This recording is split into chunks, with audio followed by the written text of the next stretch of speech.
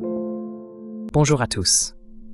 Aujourd'hui, nous sommes le jeudi 11 septembre 2025 et notre ami Andrei Martianov est de retour parmi nous. Bienvenue à nouveau, Andrei.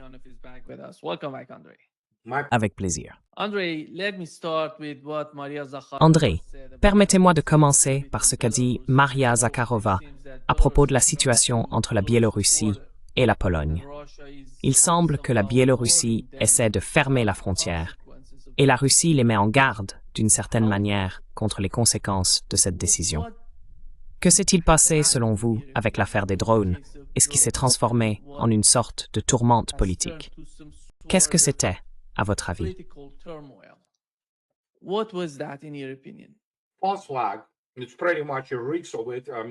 La Pologne, c'est assez évident, je veux dire, ça se voit à des kilomètres. Et quand on regarde les drones Geran et ce genre de choses, même le ministre russe de la Défense l'a dit, je veux dire, ils n'ont pas la portée pour aller aussi loin.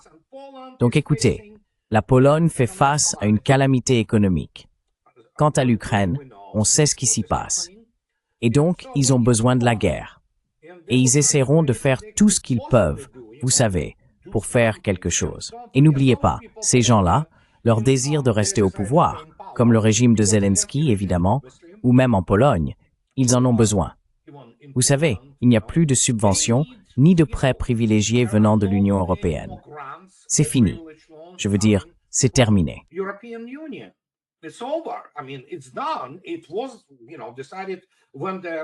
La décision a été prise lorsque la Pologne était préparée et mise en avant comme la façade, pour ainsi dire, la vitrine du monde post-communiste. C'est fini. Alors que faire? Ils savent ce qui se passe. Maintenant, ils comprennent que la guerre est perdue. Elle a été complètement perdue en 2023. C'est juste que, compte tenu du manque de niveau intellectuel de ces gens, et Sikorski est un imbécile, par exemple. D'accord? Eh bien, il est marié à cette Anne Applebaum. C'est une russophobe enragée et une idiote, en somme. Et ainsi de suite. Tusk et tous ces gens-là, ils ont besoin de rester au pouvoir. Ils ont besoin d'attirer l'attention pour une raison quelconque. Alors, que vont-ils faire? As-tu vu ce drone Geran posé sur le poulailler en Pologne? Ce qui est physiquement impossible.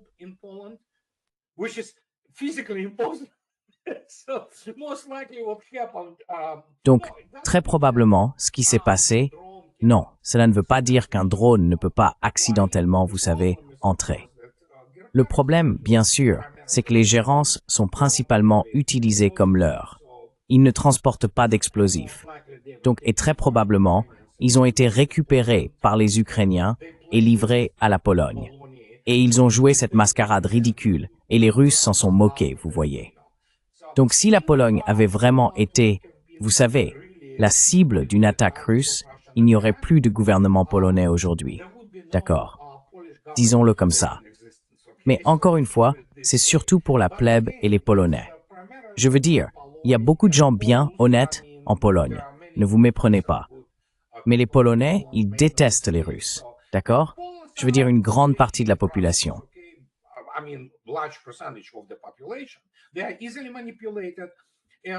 Ils sont facilement manipulés. Voilà ce qu'il en est. Concernant l'Ukraine, le régime de Zelensky doit survivre, tout comme ses superviseurs. Depuis cette décharge à Londres, ils ont aussi besoin d'une forme d'action. D'autant plus qu'ils sont absolument terrifiés par ce qui se passe sur le plan économique séparé entre la Russie et les États-Unis. Ils sont absolument terrifiés. Les Européens, étant donné que ces gens n'ont ni honneur ni intégrité, ne veulent pas se battre pour eux-mêmes. Ils veulent que les États-Unis restent en Europe. Et vous savez, l'Européen moyen, je ne dis pas tout le monde, il y a encore une fois beaucoup de gens bien en Europe, je ne veux pas généraliser, mais prenez l'Européen moyen.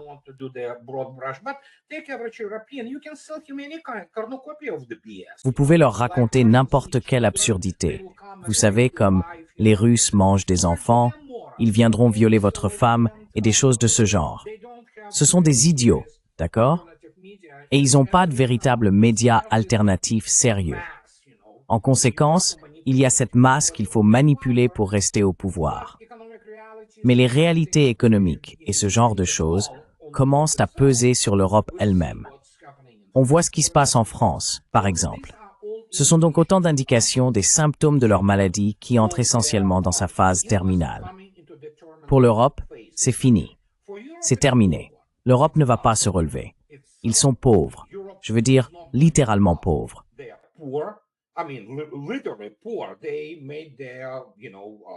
Ils ont bâti, vous savez, leur niveau de vie et leur prospérité principalement sur l'énergie russe et sur la doctrine de défense et les dépenses militaires américaines. Enfin, peu importe, c'était surtout américain. Donc maintenant, tout cela est pratiquement terminé. Ils doivent donc vivre avec ce qu'ils ont et ils n'ont pas grand-chose. Garde-le à l'esprit, d'accord? Et c'est de cela qu'il s'agit. Et oui, ils vont continuer à faire cela. Et l'histoire de l'article 4, en réalité, ce n'est même pas du théâtre, c'est du stand-up. La Turquie est dans cette histoire d'article 4 depuis 2003.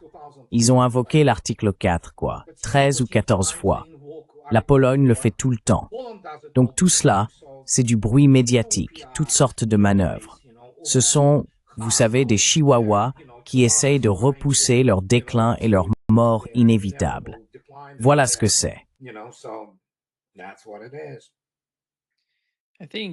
Je pense que la question que se posent les gens en Pologne serait « Pourquoi la Russie aurait-elle besoin de venir en Pologne? Pourquoi la Russie aurait-elle besoin d'attaquer la Pologne? » Vous ne pouvez pas expliquer à l'Européen moyen d'aujourd'hui, vous ne pouvez pas, que les Russes vivent bien mieux qu'eux. C'est quelque chose qu'ils n'arrivent toujours pas à comprendre et qui, bien sûr, est très insultant pour eux. Ils se souviennent d'eux-mêmes dans les années 70, 80 et même 90, l'ère de la prospérité européenne. Tout le monde allait bien, il y avait des économies, toutes sortes de choses. Et maintenant, vous venez leur dire, « Eh bien, les Russes possèdent en fait plus de biens immobiliers que vous, par habitant, plus que vous n'en aurez jamais. » Oui, il ne s'agit peut-être pas de biens immobiliers de premier choix, dans de nombreux cas, comme les anciens appartements soviétiques, mais les Russes en sont propriétaires.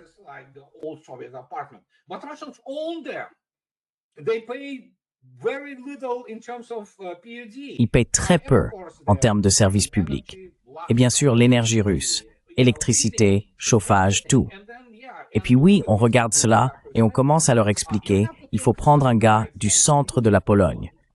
Non pas que les Polonais voyagent en Russie et en Biélorussie, et beaucoup de Polonais gardent encore, vous savez, des liens de communication très importants avec la Russie. Ils voyagent à Moscou, Saint-Pétersbourg, Yekaterinbourg. Donc, il a toujours été tout à fait normal que des Polonais voyagent en Russie. Et beaucoup de Russes aiment la Pologne, vous savez.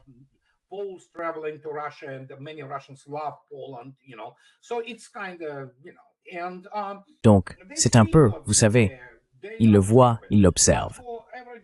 Mais pour l'Allemand moyen de Munich, par exemple, ou un Néerlandais, sans parler d'un Français qui pense encore que la poubelle de Paris, qui pue à plein nez, vous savez, et qui n'est plus vraiment Paris, est encore un endroit exceptionnel, il faudrait les emmener en Russie, vous voyez, et là ils vivraient le choc culturel et la dissonance cognitive de leur vie. Parce qu'ils comprendraient qu'ils sont désormais le tiers-monde, vous voyez. Il faut leur expliquer. Et Bruxelles n'est même plus la Belgique, vous savez.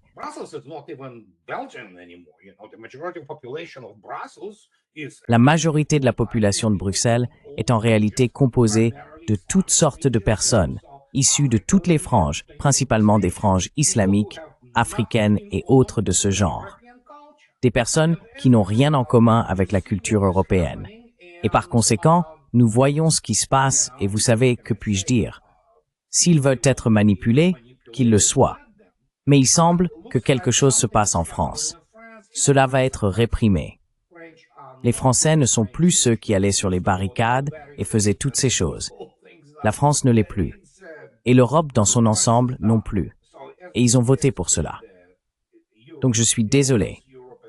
Peu importe ce qu'ils disent, j'en ai tellement assez d'entendre des choses comme « Oh, non, nous n'avons pas voté pour ça. Tout était de la manipulation. » Non, vous l'avez fait.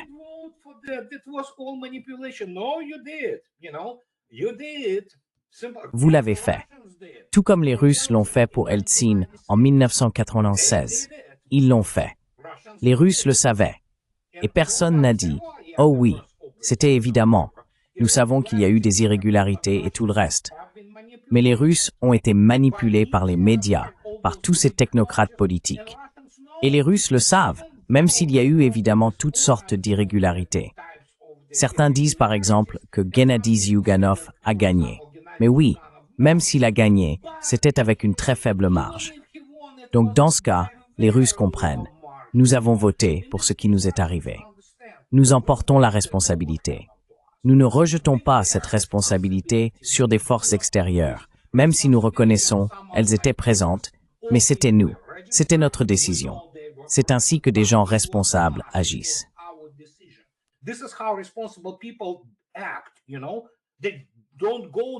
Ils ne passent pas leur temps à tout rejeter constamment sur des facteurs extérieurs.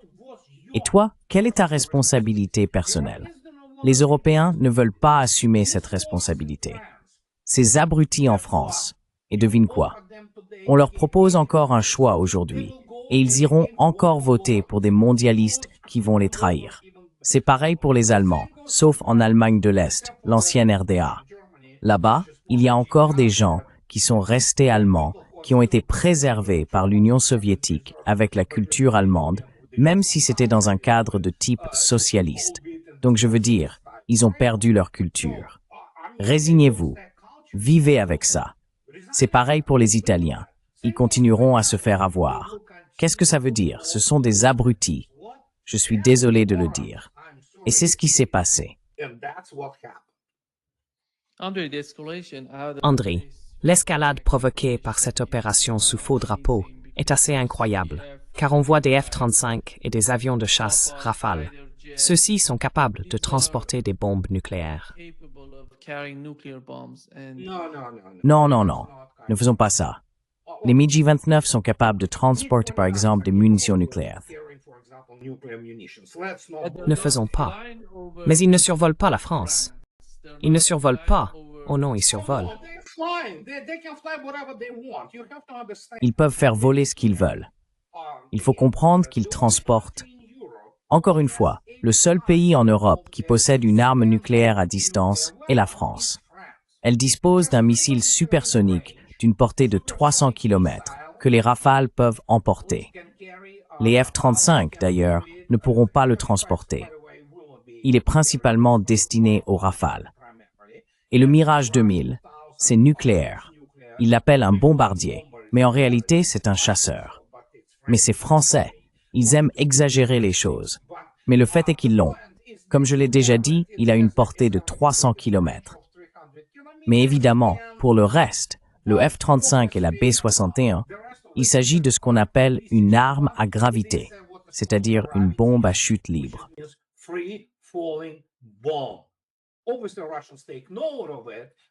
Évidemment, les Russes en prennent note, mais ils peuvent déplacer ces F-35 où ils veulent. Je veux dire, on ne peut pas pénétrer et faire quoi que ce soit avec cette arme nucléaire, parce qu'il faut surmonter, évidemment, la défense aérienne russe et la force aérienne russe, qui est aujourd'hui de loin la meilleure force aérienne du monde. Donc, s'ils pensent qu'il faut absolument être dans des F-35 qui ne sont pas vraiment si furtifs, c'est du pipeau, du marketing vendu à toutes sortes de passionnés. Mais la réalité, c'est que par exemple, si vous voulez bombarder Moscou avec une bombe B-61, il faut littéralement voler du point A à Moscou et larguer la bombe. C'est comme ça que ça fonctionne.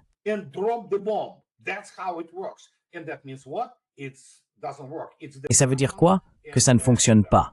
C'est une arme et un concept opérationnel des années 1960 et 1970.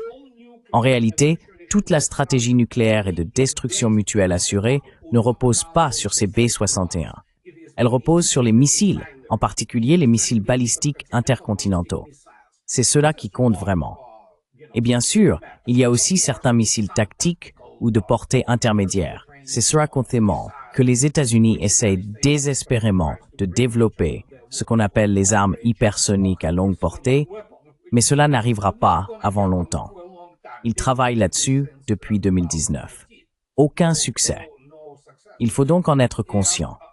Ce qu'ils font, c'est qu'ils doivent déplacer des choses.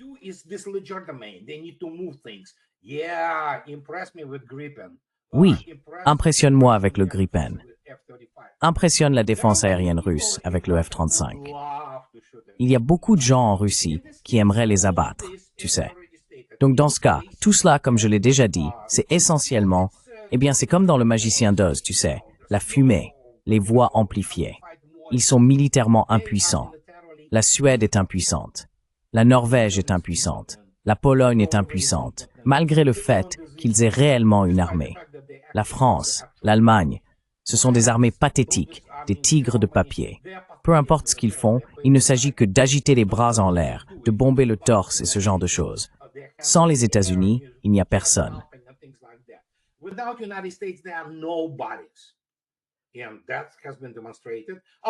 Et cela a été démontré, en plus du fait que les États-Unis eux-mêmes ont été présentés comme un tigre de papier.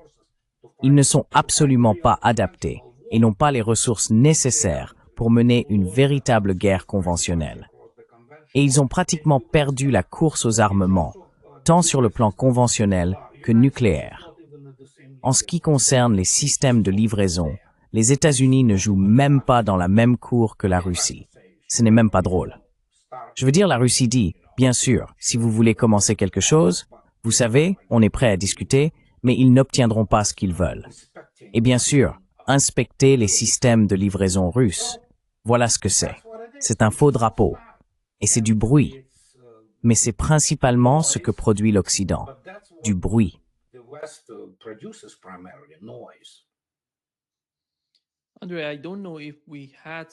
Andriy, je ne sais pas si nous avions prévu quelque chose concernant l'utilisation de chasseurs capables de transporter des bombes nucléaires dans les traités que nous avions auparavant, en tenant compte des missiles à longue et moyenne portée. Qu'en penses-tu? Y avait-il quelque chose en rapport avec les chasseurs?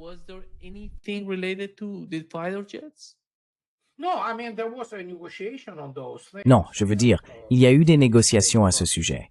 Et les États-Unis ont toujours effectivement stocké leurs armes nucléaires, ces B-61, sur la base aérienne d'Incirlik en Turquie et à Ramstein. Vous savez. Donc oui, mais ce ne sont pas des armes intercontinentales. Ce ne sont pas en réalité des armes stratégiques. Théoriquement, elles peuvent pénétrer quelque part et larguer la bombe. Et bien sûr, cela peut causer beaucoup de dégâts et de destruction. Mais en réalité, les armes stratégiques, pas uniquement, mais principalement, concernent les missiles balistiques intercontinentaux et bien sûr les forces nucléaires à portée intermédiaire. Comme un autre traité que Trump a abrogé lors de sa première administration en 2019, à cause évidemment de la stupidité et de l'incompétence du Pentagone, de la CIA et de ces gens qui disaient « Oh oui, vous savez quoi, on peut se retirer parce que, les Russes sont en retard. » Et tout ça.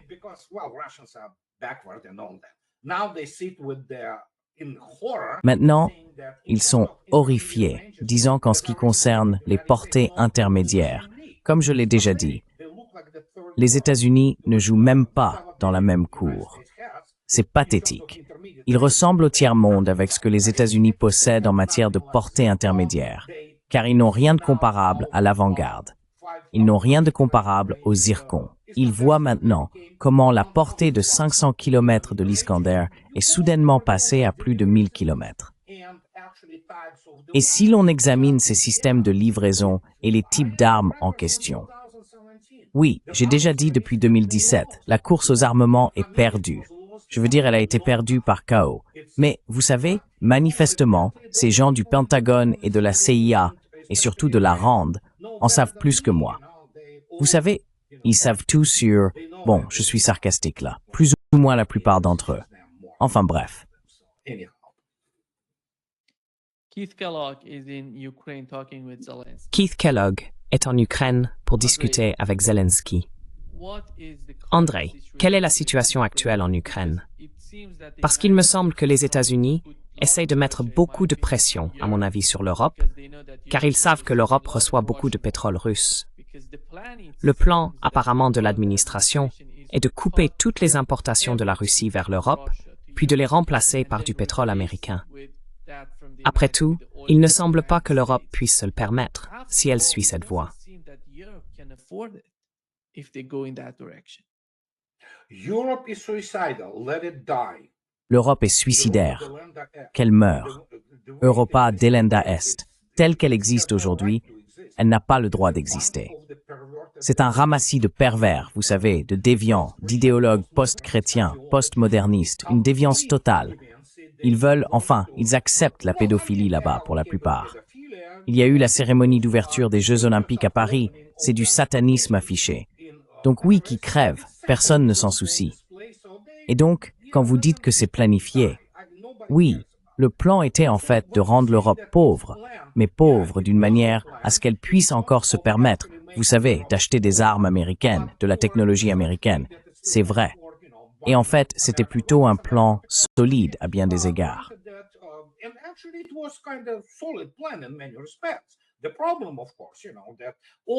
Le problème, bien sûr, c'est qu'aux États-Unis, le retour des capacités technologiques et industrielles n'est absolument pas à la hauteur des attentes. Car les États-Unis ne sont plus compétitifs, ni en termes de volume, ni en termes d'expertise technologique. Par exemple, par rapport au marché d'Asie de l'Est, de Chine ou même de l'Inde. Ce qui se passe aujourd'hui, c'est que les États-Unis ne bénéficient pas vraiment de la relocalisation. Ils en récupèrent une certaine part, mais bien moins que ce qu'ils espéraient, dans des proportions bien moindres. Mais l'Europe, elle devient absolument pauvre. Elle va devenir très pauvre. Elle ne deviendra pas un pays du tiers-monde. Mais elle s'en rapprochera, pauvre comme un pays du second monde.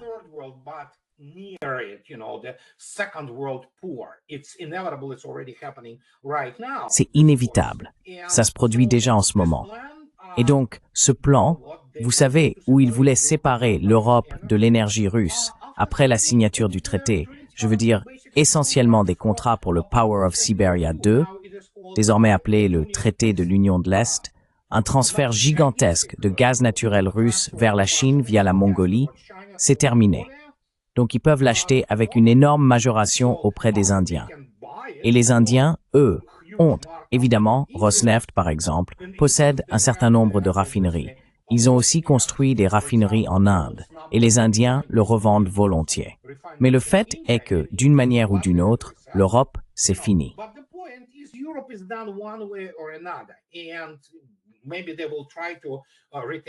Et peut-être qu'ils essaieront de conserver un certain niveau d'expertise technologique au fil des années, comme bien sûr le formidable Airbus qui est un consortium. J'adore les avions Airbus. Vous savez, je les adore, tout simplement. Un produit formidable et des choses de ce genre. Mais à part cela, Siemens, oui, il y a beaucoup de choses qui s'y passent et qui seront très désagréables. En conséquence, les États-Unis détiennent désormais pratiquement le droit. Et, vous savez, ils contrôlent en fait l'approvisionnement énergétique de l'Europe. Et lorsque les États-Unis disent « Oh, vous nous achetez du gaz naturel liquéfié à 3 fois le prix du gaz russe », n'y faites pas attention. Mais il y a un autre problème pour les Européens.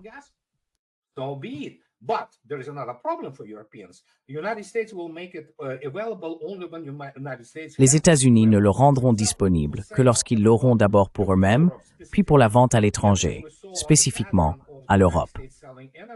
Et comme nous l'avons vu, le schéma des États-Unis vendant de l'énergie, ils ne la vendent pas à l'Europe, simplement au nom d'une quelconque unité civilisationnelle. Ils la vendent à l'Asie, ils paient, ils sont prêts à payer. Et ils ont, vous savez, une sorte de liquidité, pour ainsi dire, là-bas. Et oui, c'est comme ça. Et l'Europe en voulait. Donc, et je vous le dis encore, ils voteront à nouveau pour cela. Ça n'a pas d'importance. Ils voteront pour le jeu en fonction de toutes sortes de choses, comme le couple Macron, par exemple. Beaucoup de gens les admirent.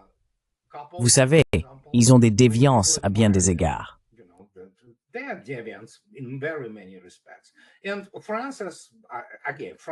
Et la France, encore une fois, la France est l'exemple parfait. C'est fini pour la France. Elle n'existera plus comme pays ou nation unifiée, d'ici 2050 probablement. Certains disent même que ce sera entre 2035 et 2040 qu'elle se désintégrera complètement. Et s'ils veulent aller vers la guerre civile, qu'ils y aillent, vous voyez. Je ne suis pas sûr qu'ils aient assez de gens, et surtout de militaires, avec l'honneur et l'intégrité, qui est la fierté de sauver leur pays. Des pays, vous savez, des pays respectables. Je veux dire, ces armées sont une blague. Donc la seule chose qu'ils peuvent vendre, c'est la haine de la Russie et ses absurdités. C'est tout. This BS. That's it.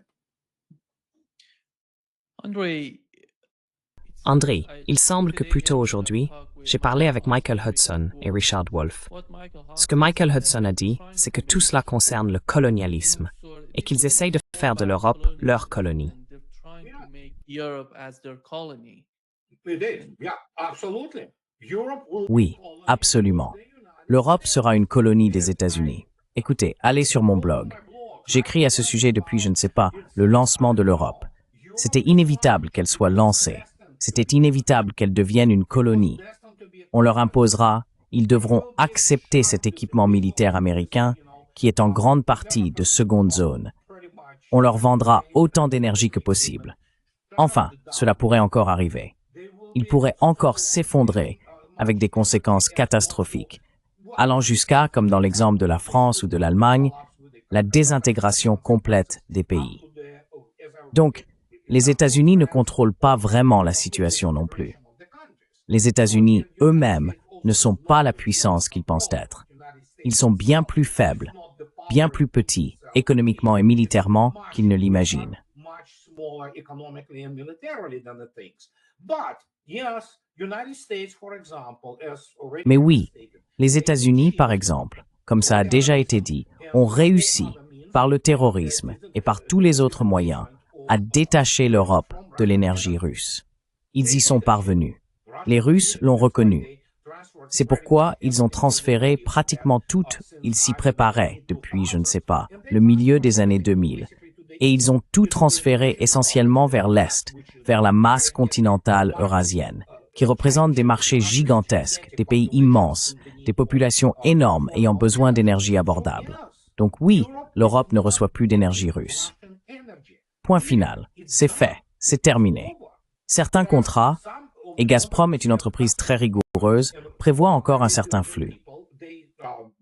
They still provide some kind of the flow, but by 2027, when all those countries, Mais d'ici 2027, lorsque tous ces contrats expireront, pardonnez-moi, ce sera terminé.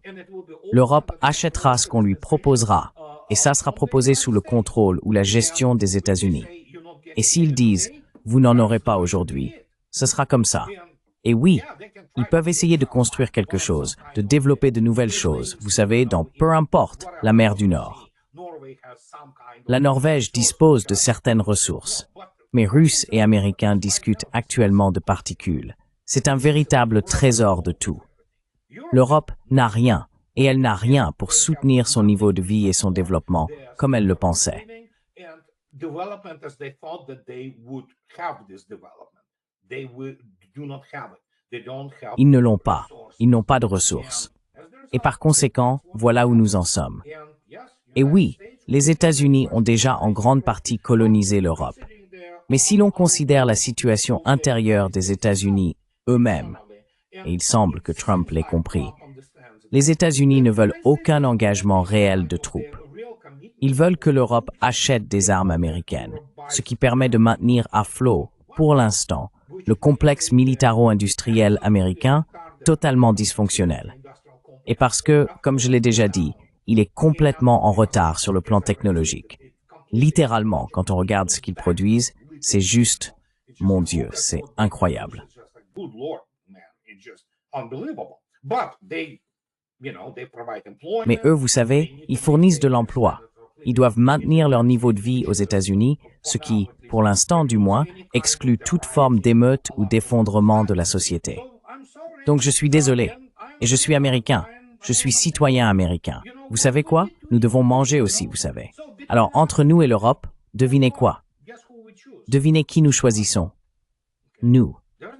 Il n'y a aucun sacrifice. Il n'y a aucune morale là-dedans. C'est la géopolitique pratique de la phase finale du capitalisme, qui est le capitalisme financier, parce qu'il a tout dévoré de l'intérieur de l'Occident combiné. Et donc maintenant, qui meurt en premier? L'Europe meurt en premier. Point final. C'est déjà arrivé. C'est déjà fait. It already happened. It's already happened. Pensez-vous que la Corée du Sud et le Japon se dirigent vers la même situation que l'Europe? Well, South Korea is dying out. Eh bien, la Corée du Sud est en train de mourir en ce moment. Leur taux de natalité, c'est effrayant. Ils sont littéralement en train de s'auto-détruire. Oubliez la reproduction. Je crois que c'est, 0,9 ou quelque chose comme ça. C'est ce qu'ils ont sur le plan démographique. Cela signifie qu'ils ne veulent tout simplement pas procréer. Et c'est pareil pour le Japon. Donc oui, s'ils veulent survivre et changer, ils doivent changer leur système politique. Ils doivent changer leur vision du monde, essentiellement, vous voyez. Et c'est pourquoi, par exemple, nous avons cette vague de vrai conservatisme en Russie, par exemple. Même si la Chine est un cas un peu différent. Albeit China is a kind of different thing, but in Russia, it's about also En Russie, il s'agit aussi de démographie, et en gros de reproduction si l'on veut, ou de la reproduction de la nation. La Corée du Sud, c'est fini. Je ne pense même pas qu'ils puissent se remettre, ils vont disparaître dans environ 30 ans, ou quelque chose comme ça. Littéralement, il ne restera plus rien. Ils ne se reproduisent pas. Ils ont la K-pop, ils ont des idoles, ils ont en quelque sorte tout féminisé, en gros. La même chose se passe en Europe. Il y a un peu de procréation, mais ce n'est pas suffisant pour changer la donne. La plupart de la croissance dans les statistiques vient maintenant de personnes originaires d'Afrique, de pays musulmans, et ainsi de suite. Muslim countries and things of this nature. So. Today, we had Aujourd'hui, la secrétaire américaine au commerce, Gina Raimondo, a déclaré que si l'Inde voulait agir, elle devait cesser d'acheter du pétrole russe. Bien sûr. Il y a 2 jours, nous avons eu cette interview avec elle sur Fox News. 2 days ago, we had this interview of him on Fox News. Doesn't yet want to open their market. Ils ne veulent pas encore ouvrir leur marché, arrêter d'acheter du pétrole russe, n'est-ce pas? Et cesser de faire partie des BRICS, n'est-ce pas? Ils sont la voyelle entre la Russie et la Chine. Si c'est ce que vous voulez être, alors allez-y. Mais soit vous soutenez le dollar, vous soutenez les États-Unis d'Amérique, vous soutenez votre plus grand client qui est le consommateur américain, soit vous allez devoir payer une taxe de 50%. Et combien de temps ça va durer? Tariff, and let's see how long this lasts. The problem is that they can never Le problème, c'est qu'ils n'arrivent jamais à obtenir de l'Inde ce qu'ils veulent. Ils veulent la forcer à se retrouver dans une situation impossible pour l'Inde, impossible pour la survie de l'Inde. For the survival of India is impossible. I mean, economic bloc of. Je veux dire, le bloc économique de Trump, Lighthizer, Navarro, Bannon, ce sont des idiots.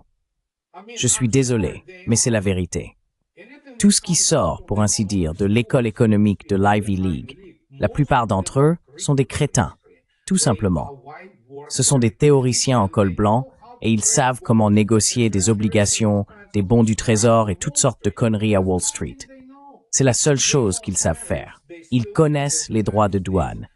Ils pensent encore que les États-Unis sont, vous savez, cette chose brillante. Ils ne comprennent pas. C'est un effondrement de l'enseignement supérieur américain. C'est un effondrement total. Ils produisent littéralement des idiots avec des doctorats.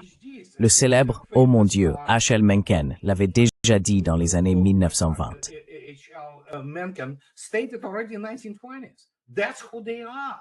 They are morons with people. Voilà qui ils sont. Ce sont des imbéciles avec des doctorats. Le professeur moyen d'économie à Harvard ou Stanford n'a aucune idée de ce qu'est la Russie. Ils ne comprennent pas ce qu'est l'industrie réelle. Ils n'ont jamais, ces crétins choyés, nés avec une cuillère en argent dans la bouche, ont essentiellement obtenu leur poste et font quoi au fond?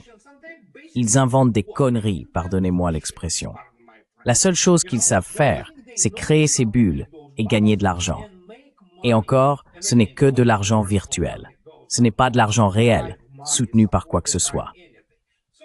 Donc si M. Litnick pense qu'il peut s'adresser à une civilisation bien plus ancienne, d'un ordre de grandeur supérieur à celui des États-Unis, eh bien j'ai un pont à vendre.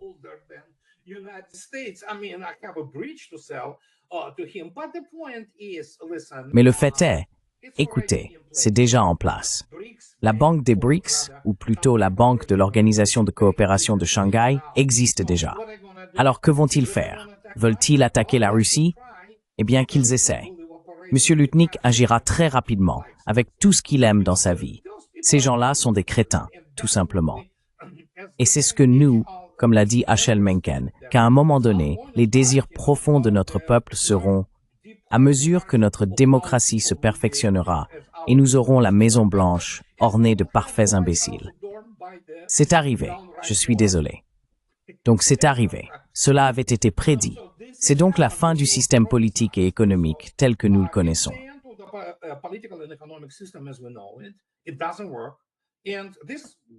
Ça ne marche pas. Et ces garçons, comme Lutnick ou Bézant, ce sont des gamins. Ils n'ont jamais connu de véritables difficultés sérieuses dans la vie. Ils n'ont jamais eu de véritable éducation. Un diplôme, un MBA, ce n'est pas une vraie éducation. Et donc, oui, ils pensent comprendre l'économie ou l'économie mondiale. Ils ne comprennent pas les cultures. Ils ne comprennent pas la géopolitique pratique qui repose sur l'équilibre des pouvoirs. Ils ne savent pas comment calculer ce pouvoir. Ils n'en ont aucune idée. Pour pouvoir calculer cela, il faut avoir une expérience très sérieuse de l'industrie moderne et de la guerre pour en saisir la portée. Alors oui, qu'ils essayent de manipuler l'Inde.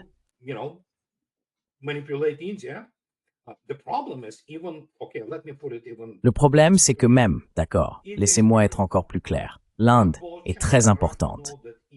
Mais la Chine et la Russie savent toutes les deux que l'Inde est un peu instable, un peu hésitante dans son caractère national. Ils chercheront toujours la meilleure offre, la plus avantageuse. Mais le fait est que oui, s'ils veulent, ce sont des gens avisés.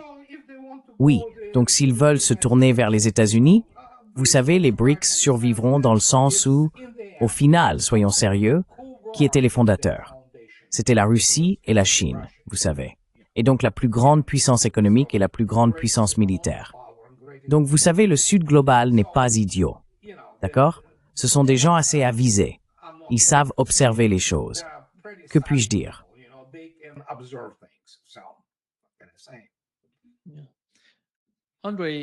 André, voici ce que Donald Trump a dit à propos du passage du département de la Défense au département de la guerre. Voici ce qu'il a déclaré.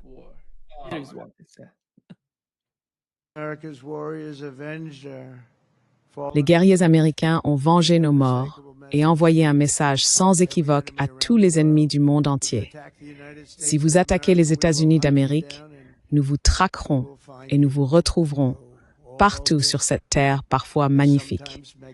Nous vous écraserons sans pitié et nous triompherons sans contestation. C'est pourquoi nous avons renommé l'ancien département de la Défense en département de la guerre.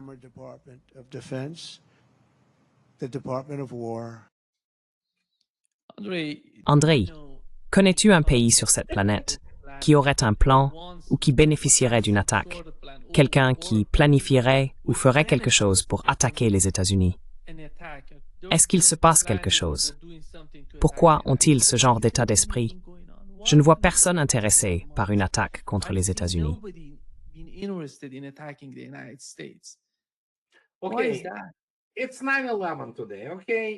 Qu'est-ce que c'est? Aujourd'hui, c'est le 11 septembre. D'accord, c'est un triste anniversaire. Et c'était évidemment l'acte terroriste le plus spectaculaire.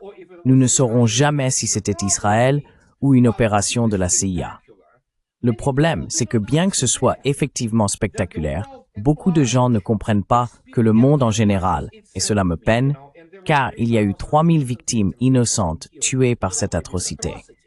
Beaucoup de gens ne comprennent pas les États-Unis. Regardez Gaza. Même pour eux, ce petit bout de terre, ce n'est rien comparé à ce qu'ils endurent en ce moment, subissant un génocide mené par Israël avec le soutien des États-Unis. Et les gens ne comprennent pas que le monde n'a plus aucune sympathie.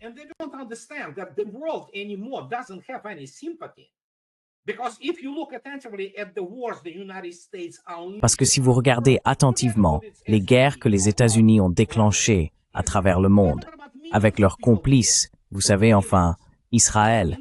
On parle de millions de personnes, de civils. Donc dans ce cas, il faut vraiment prendre conscience de l'ampleur.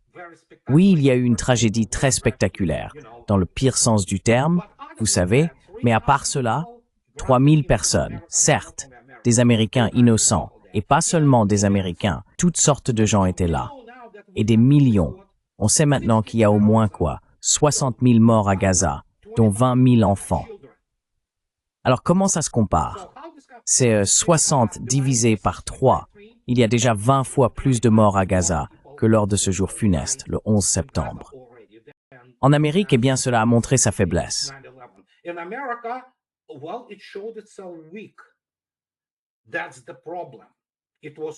C'est ça le problème.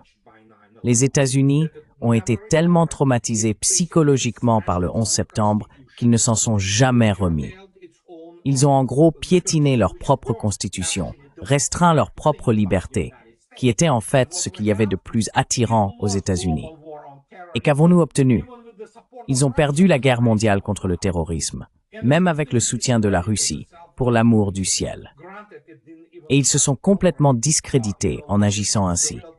Certes, ils n'ont même pas vraiment poursuivi les véritables auteurs. Était-ce Ben Laden? Était-ce Ben Laden ou son organisation au nom du Mossad ou de la CIA? À ce stade, cela n'a plus d'importance.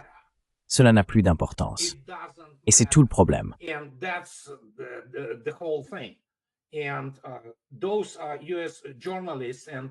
Et ces journalistes américains, vous savez, ils peuvent se les mettre où je pense, avec toutes leurs dédicaces émotionnelles, soi-disant, autour du 11 septembre. Oui, le 11 septembre a été une tragédie mondiale, ne vous y trompez pas. Mais cela pâlit en comparaison des dégâts infligés par les États-Unis. Écoutez, je n'aime pas le monde arabe, mais ce sont des êtres humains aussi. Ils ne méritaient pas d'être massacrés par millions. Mais voilà où nous en sommes. Et que puis-je dire? C'est comme ça. Il n'y a pas d'autre issue. Les États-Unis ont perdu cette guerre. Ils ont été blessés et nous ne savons pas comment réparer cela.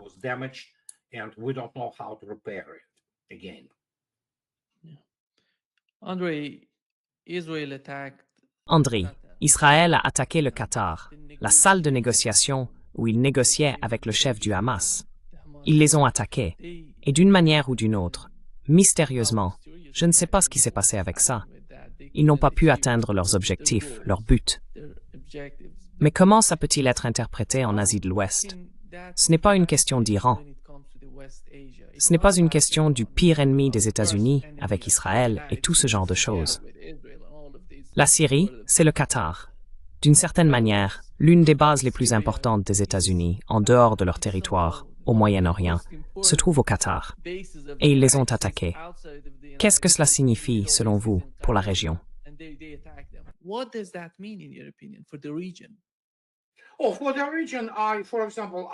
Pour la région, par exemple, je ne fais pas de secret à ce sujet.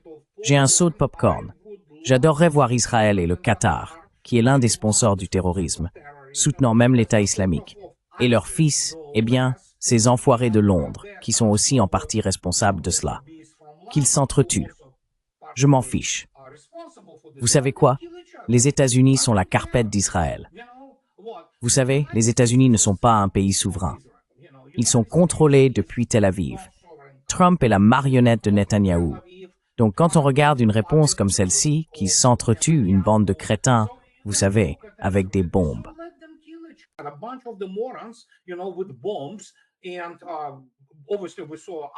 Et évidemment, nous avons vu de nos propres yeux que les États-Unis étaient impliqués depuis le début. Aucun propriétaire, rien du tout. Ils ont organisé ces négociations avec le Hamas, puis Trump, vous savez, indique à Israël où les négociations auront lieu, soutient leurs avions israéliens.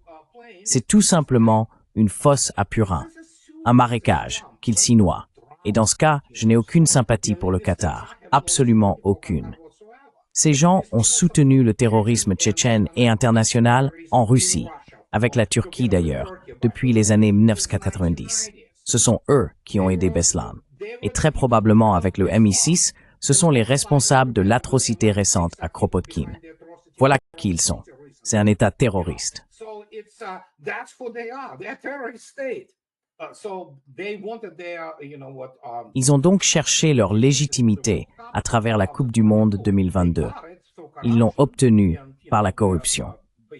Et vous savez, en gros, eh bien, je ne vais pas revenir sur la décision de la FIFA et sur la façon dont Michel Platini s'est fait forcer la main par ces minables en France. Vous savez, ce sont une bande de minables. Mais le fait est que c'est un État terroriste. Et si Israël les bombarde jusqu'à la soumission totale, eh bien d'accord, c'est intéressant. Montrez-moi les vidéos et je les regarderai avec plaisir, peu m'importe. Mais c'est ça, la région. Et c'est le niveau des États-Unis. Les États-Unis sont incapables de combattre un véritable ennemi. Ils ont trouvé leur cible facile, qui sont les Arabes, très arriérés, très sous-développés.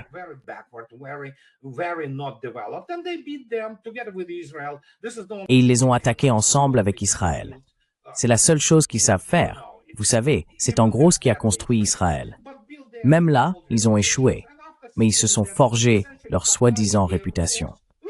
Et après avoir vu cela, essentiellement, l'armée de l'air qatari, qui, soit dit en passant, possède des F-15, les dernières versions, et des Patriots, n'a rien fait, car très probablement tout était éteint.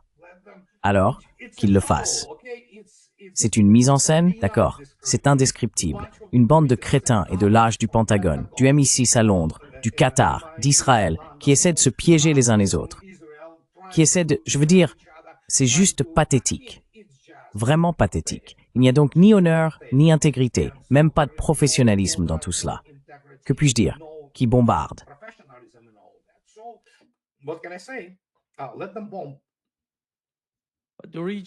Mais la région apprend quelque chose.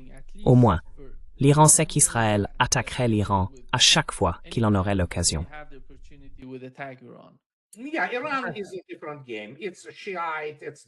Oui, l'Iran, c'est un tout autre contexte. C'est chiite, c'est une civilisation ancienne, donc ça précède l'islam de je ne sais combien de temps, tu vois. Donc oui, on le sait, l'Iran, c'est pas le monde arabe. Et la Turquie non plus, André. Eh bien, la Turquie, ils sont sunnites. Et comme beaucoup d'amis iraniens me corrigent sans cesse quand je dis arabe, ils disent non, ne dis pas arabe. Et je comprends leur point de vue. Le monde sunnite, la Turquie se prostituait récemment auprès d'Israël. Erdogan s'en fiche. Il a besoin d'argent. Il adore l'argent. Et il est frère musulman, ce qui est essentiellement une chose arabe. Tout cela a pris racine en Égypte et dans ce genre de contexte. Donc qu'ils en profitent. C'est comme ça. On ne peut pas changer ça.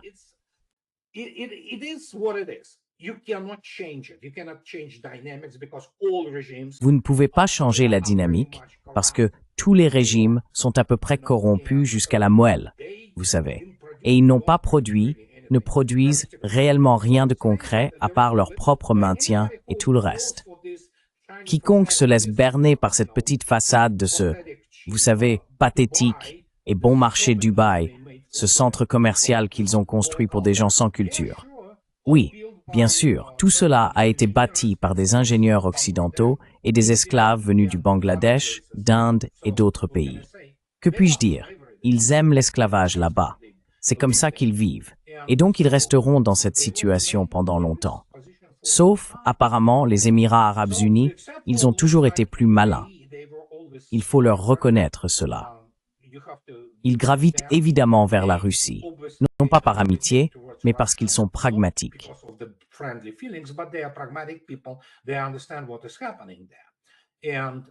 Ils comprennent ce qui se passe là-bas, et donc c'est une dynamique intéressante, ce qu'ils choisiront de faire. Et bien sûr, la Turquie, vous savez, peu importe, s'ils veulent rejoindre l'Europe, qu'ils le fassent. Ils deviendront eux-mêmes misérables et appauvris. C'est aussi simple que cela. Nous avons enfin cette multipolarité complète. Et ce n'est pas un concept abstrait, c'est un fait accompli. Nous assistons à la dernière convergence de l'Occident combiné, avec les États-Unis qui ont une chance de s'en sortir. À condition, bien sûr, qu'ils puissent résoudre leurs graves problèmes politiques, ce qui viendra probablement avec une nouvelle génération de politiciens. En Europe, cela n'a pas d'importance.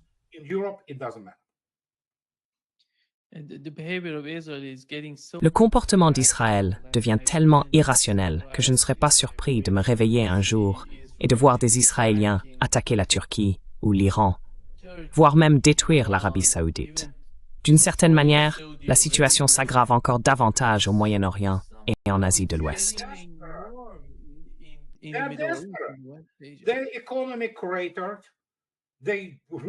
L'économie s'est effondrée. Elle s'est vraiment effondrée. Ils ont simplement perdu ce que ce faux PIB représentait, environ un tiers de l'économie. Nous ne connaîtrons jamais la véritable vérité. Encore une fois, ils cachent toutes ces vidéos et informations, mais ça finit toujours par fuiter, vous savez. Ce que l'Iran leur a fait, les dégâts ont été littéralement catastrophiques en réalité. Maintenant, s'ils veulent essayer d'attaquer l'Iran, cette fois, cela pourrait être bien pire. Nous savons que les défenses aériennes, dont j'ai parlé pendant des années, ne fonctionnent pas. Elles ne peuvent pratiquement rien intercepter, sauf des missiles balistiques anciens et lents. Donc oui, ils sont désespérés. Et quand ils sont désespérés, Israël, qui est acculé, peut certainement mordre. Vont-ils attaquer même l'Arabie saoudite? Qui sait? Il n'y a pas de gens normaux là-bas, vous savez. Et c'est un État génocidaire, vous savez, dirigé d'un côté par des fanatiques religieux et de l'autre par des gens qui ne sont que des criminels de guerre, des nazis juifs. Voilà qui sont là-bas. Que puis-je dire? Merci beaucoup, André, d'être avec nous aujourd'hui. C'est un grand plaisir, comme toujours. Avec plaisir. Quand vous voulez, au revoir. Au revoir.